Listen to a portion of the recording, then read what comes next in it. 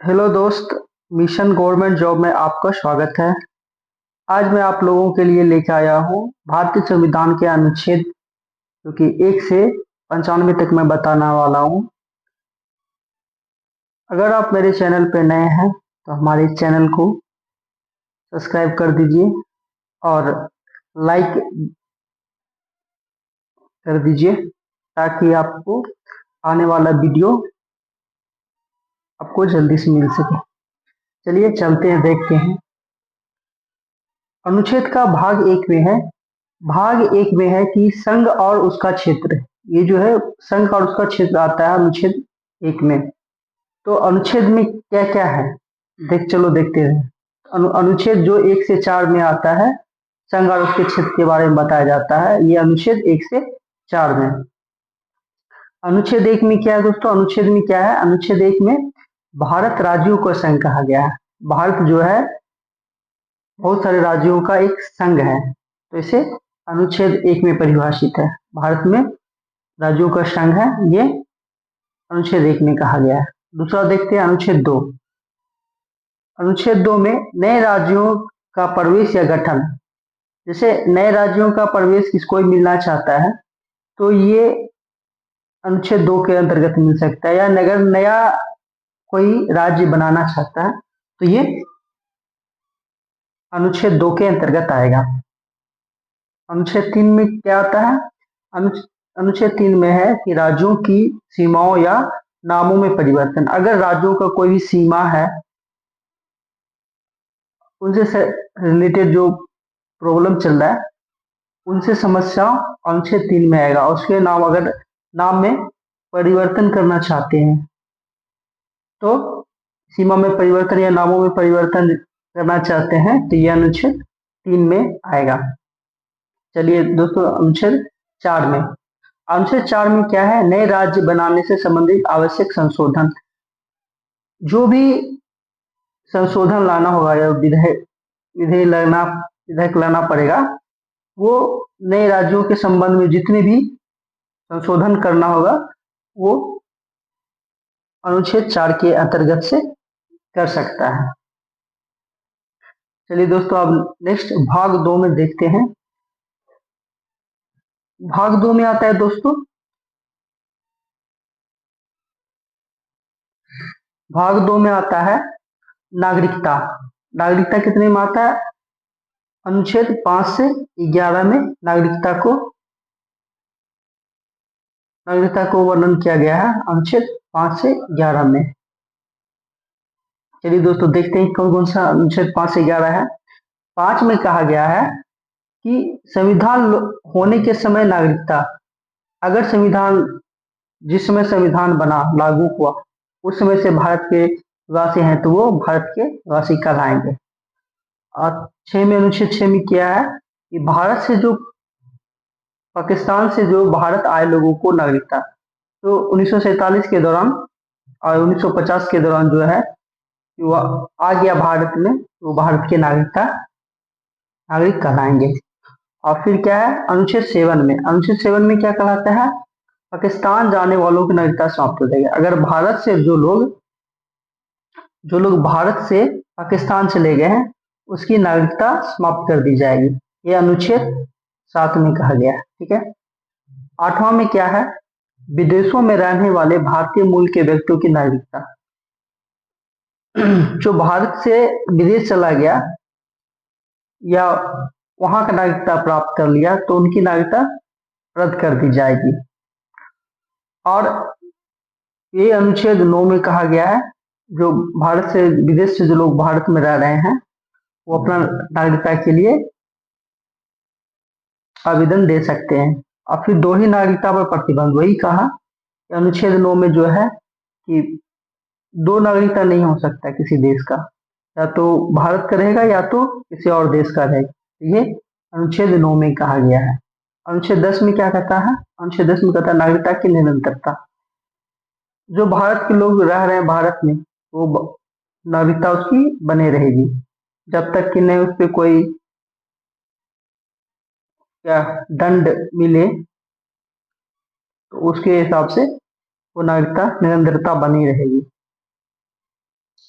और अनुच्छेद 11 में क्या बनाना है? अनुच्छेद 11 में क्या है? संसद को नागरिकता कानून बनाने का अधिकार है। संसद को जो है नागरिकता कानून बनाने का अधिकार है। तो दोस्तों हो गया, नागरिकता का संबंध भाग 2 से है, 5 से 11 अनुच्छेद में आते हैं। तो ये डिस्कशन है। पहला है कि संविधान लागू होने के समय नागरिकता होगी। छठा क्या था? पाकिस्तान से भारत आए लोगों को नागरिकता मिलेगा, पाकिस्तान जाने वालों की नागरिकता समाप्त हो जाएगा। 8वां में क्या है? विदेश में रहने वाले मातृभूमि व्यक्ति को नागरिकता नहीं मिलेगी। दोहरी नागरिकता का प्रतिबंध है, नागरिकता में निरंतरता बनी रहेगी। और संसद को, जो अनुच्छेद 11 में है, संसद को नागरिकता कानून बनाने का अधिकार मिला हुआ है। चलिए दोस्तों देखते हैं अब भाग तीसरा में।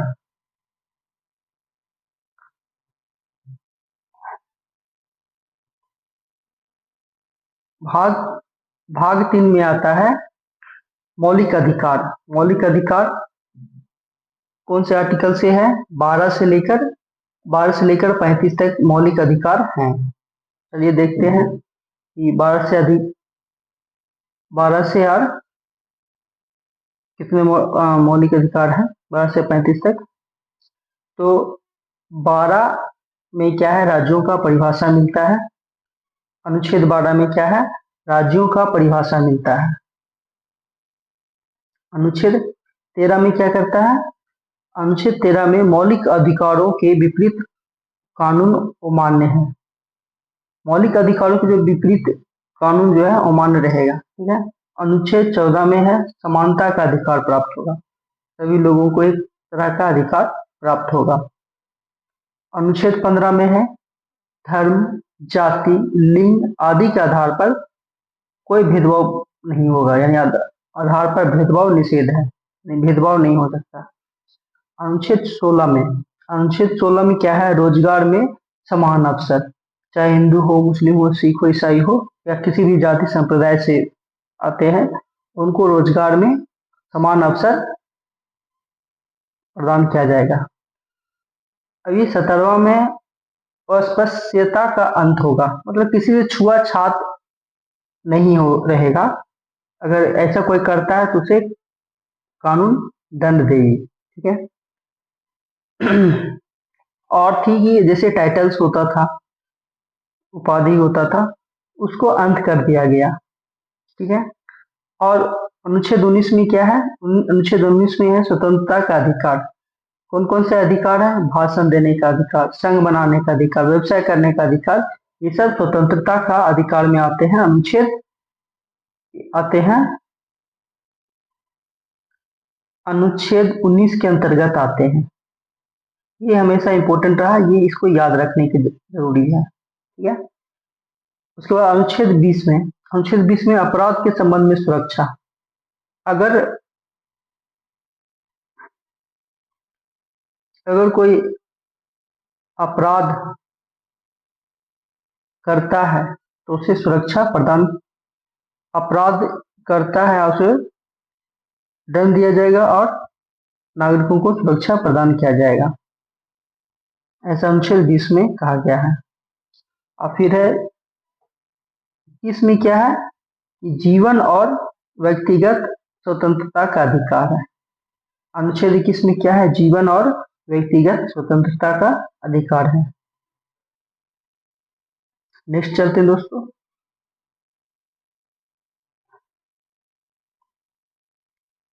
और अनुच्छेद 22 में क्या है? गिरफ्तारी से सुरक्षा। अगर पुलिस बिना वारंटी के आपके घर आए तो उसे सुरक्षा प्रदान ये अनुच्छेद करता है। अनुच्छेद 22 का के अंतर्गत ये आती है गिरफ्तारी से सुरक्षा। अनुच्छेद 23 में बंधुआ मजदूर में निषेध। जो बंधुआ, जो आपको जैसे पहले के जमाने में 5 साल के लिए अंग्रेजों ले जाती थी, उसको बंधुआ मजदूर कहते थे। अब कोई भी ऐसे संस्था या कोई व्यक्ति किसी को इस तरह का बंधुआ मजदूर नहीं बना सकता है। और अनुच्छेद 24 में क्या है? बाल श्रम। बाल श्रम यानी बच्चे को आप 18 वर्ष से कम आयु के लोगों को आप काम पे नहीं रख सकते हैं, इसे बाल श्रम पे निषेध कहा गया, जो कि अनुच्छेद 24 के अंतर्गत आता है। अनुच्छेद 25 में है धर्म की स्वतंत्रता। अनुच्छेद 25 में कोई भी व्यक्ति अपना स्वेच्छा के अनुसार धर्म चुन सकता है, उनके संप्रदाय में जा सकता है, पूजा अर्चना कर सकता है। ये अनुच्छेद 25 के अंतर्गत आता है। अब अनुच्छेद 26, अनुच्छेद 26 के अंतर्गत आता है धार्मिक संस्थाओं की स्वतंत्रता। जो धार्मिक संस्थाएं हैं उनको स्वतंत्रता प्रदान की जाएगी, अनुच्छेद 26 में कहा गया। और अनुच्छेद 27 में क्या है? अनुच्छेद 27 में है धार्मिक करों से मुक्ति। जो धर्म पे कोई भी कर नहीं हो सकता है, कोई भी टैक्स वगैरह नहीं दिया जा सकता, तो ये धार्मिक करों से मुक्ति हो जाएगा। और अनुच्छेद 28 में क्या है? धार्मिक शिक्षा से मुक्ति। कोई भी व्यक्ति अपना धर्म की शिक्षा दे सकता है, अपने अनुसार अपना धार्मिक शिक्षा दे सकता है, उसे मुक्ति कहते हैं। ठीक है। और अनुच्छेद 29 के अंतर्गत सांस्कृतिक अधिकार। किसी भी व्यक्ति को उनके सांस्कृतिक अधिकार मिलता है। अनुच्छेद 29 के अनुसार विवाह का, जैसे विवाह हो गया, मुंडन हो गया, जैसे दाह संस्कार का ये अधिकार हो गया, ये सब सांस्कृतिक अधिकार के अंतर्गत आता है।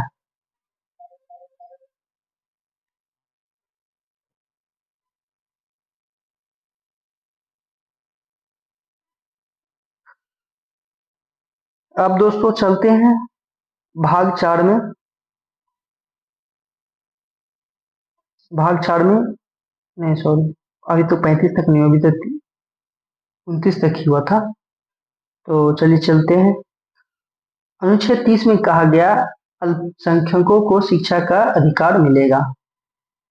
अल्पसंख्यकों के शिक्षा के अधिकार मिलेगा, जितने भी अल्पसंख्यक हैं उसको शिक्षा का अधिकार मिलेगा।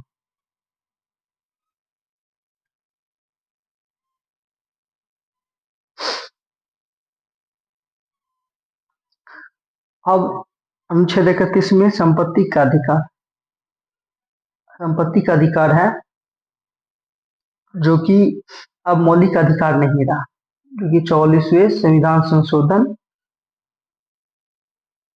में हटा दिया गया। ये याद रखने का चीज है दोस्तों।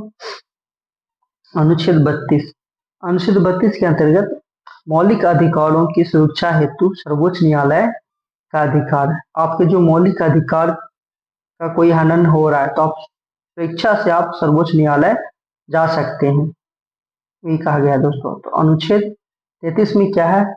सशस्त्र बलों पर मौलिक अधिकार सीमित करने का प्रावधान है।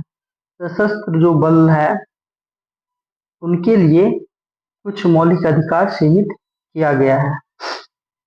अनुच्छेद 34 में क्या है? मार्शल लॉ के दौरान अधिकार। तो अगर मार्शल लॉ है तो उसके दौरान अधिकार है। सेनाओं पर जो इंक्वायरी बैठती है उनके लिए एक विशेष प्रकार का अधिकार होता है। अनुच्छेद 35 के अंतर्गत है मौलिक अधिकार लागू करने के लिए संसद के अधिकार। मौलिक अधिकार को लागू करने के लिए संसद को अधिकार दिया गया है, अधिकार, मौलिक अधिकार लागू कर सकते हैं। ये हुआ भाग 3 का। तो अगले चलते हैं भाग 4 में। भाग 4 में दोस्तों आएगा राज्य के नीति निर्देशक तत्व। भाग 4 में क्या आएगा? राज्य के नीति निर्देशक तत्व।